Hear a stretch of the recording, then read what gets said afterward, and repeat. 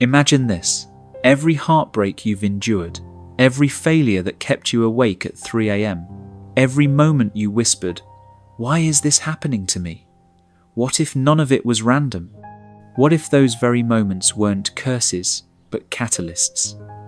Not punishments, but the universe's way of whispering, "Wake up." Welcome to the Enlightened Mind. Today, we're going deep into suffering, into pain, but most importantly, into transformation. Because what if I told you this? Pain doesn't break you. It builds you. Buddhism doesn't sugarcoat life. It doesn't promise a world free of sorrow. What it offers is far more powerful. It teaches us how to transform our relationship with suffering. Stay with me until the end of this video, because not only will you understand why pain is part of your spiritual journey, you'll learn how to transmute it into peace, presence, and even purpose. Pain is not punishment. It's the beginning of awakening. We are taught, from an early age, to avoid pain. We numb it, we suppress it, we run from it. But in Buddhist wisdom, pain is not your enemy. It's your greatest teacher. Siddhartha Gautama, before becoming the Buddha, left a life of royalty not because he was deprived, but because he saw suffering and realized it was inescapable. And rather than avoiding it, he turned toward it. Why? Because pain doesn't show up to ruin us.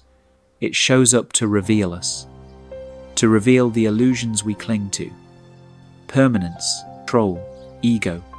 There's a story of a monk betrayed by his closest companion. His response wasn't rage. It was stillness. Days of silence. And when he finally spoke, he said, "This pain didn't destroy might, showed me where I was still holding on." Let's pause here. Think of your own betrayals, your own heartbreaks.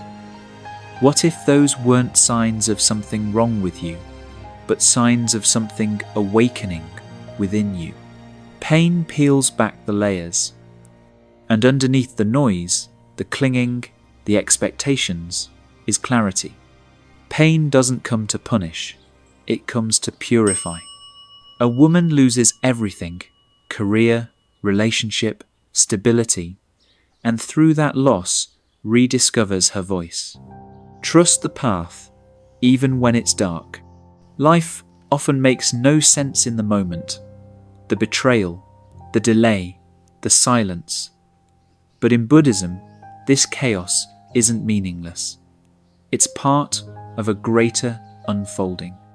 A Zen teaching says, "You don't need to see the entire staircase, just the next step." There's a parable of a man in a forest with no map. He only sees 2 feet ahead, but as he walks, the path reveals itself. The same applies to our lives. The confusion?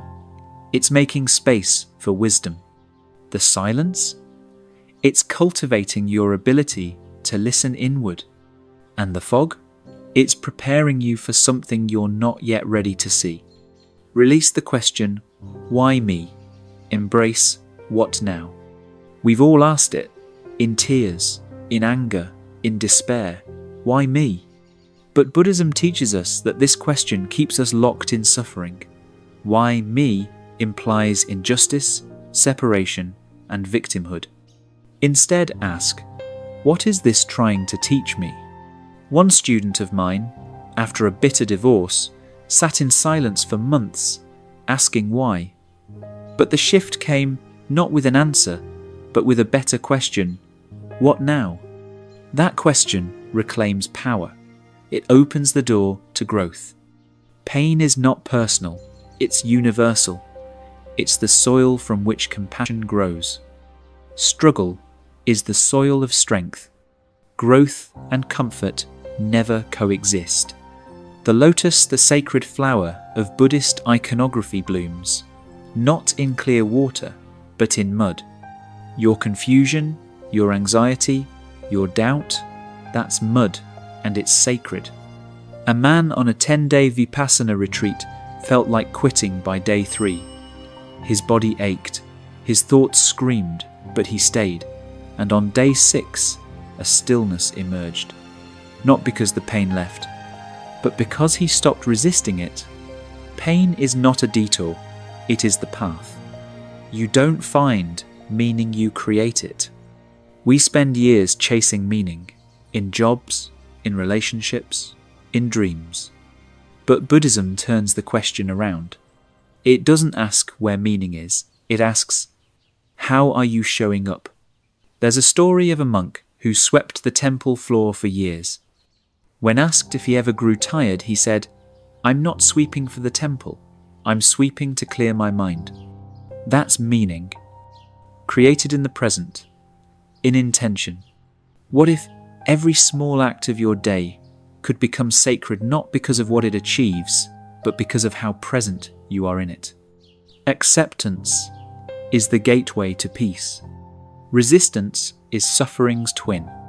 A river doesn't suffer because it flows.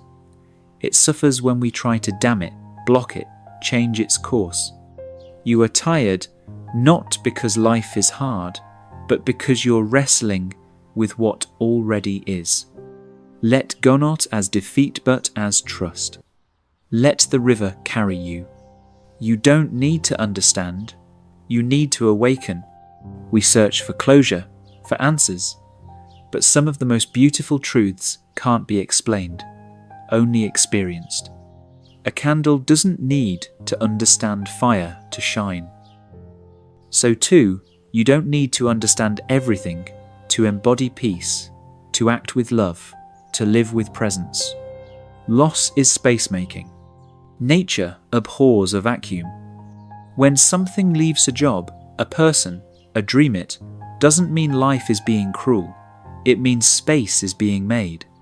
Like trees shedding leaves to prepare for winter, sometimes we must release what no longer nourishes us. Let go not to lose, but to make room. Change is not the enemy, it's evolution. We cling to identities, to titles, to routines. But Buddhism reminds you's very thing is impermanent, even you. Non-attachment isn't apathy, it's freedom. Let yourself evolve. Don't grip the shore, swim with the current. Your response is stronger than the event. Between stimulus and response is a sacred space, and in that space is power. You cannot always control what happens, but you can control how you eat it. The fire can melt wax or harden clay. It's not the fire, it's you. Choose awareness. Choose presence. Chaos often comes before clarity. The archer must pull the arrow backward before it flies forward. Sometimes, life pulls you back not to punish but to prepare. The breakdown may just be your breakthrough. In Buddhism, chaos isn't the end, it's the beginning of alignment. Every moment is a teacher. Not every lesson shouts. Some whisper through morning silence. Some emerge in heartbreak. Some arrive in a child's laughter. The most sacred truths are often found in the ordinary. Don't wait for signs. Life is the sign. Soulful close. You were never broken. You were becoming. The suffering, it shaped you. The confusion, it deepened you. The pain, it polished you. Buddhism doesn't ask you to escape life. It asks you to enter it fully. You don't have to understand everything to find peace. You just have to show up, breathe deeply, and trust the unfolding. Because life isn't happening to you, it's awakening you. So today, bless the mud. Bless the silence. Bless the detour. And most of all, bless your path. It is sacred, and so are you. If this touched your heart, share it.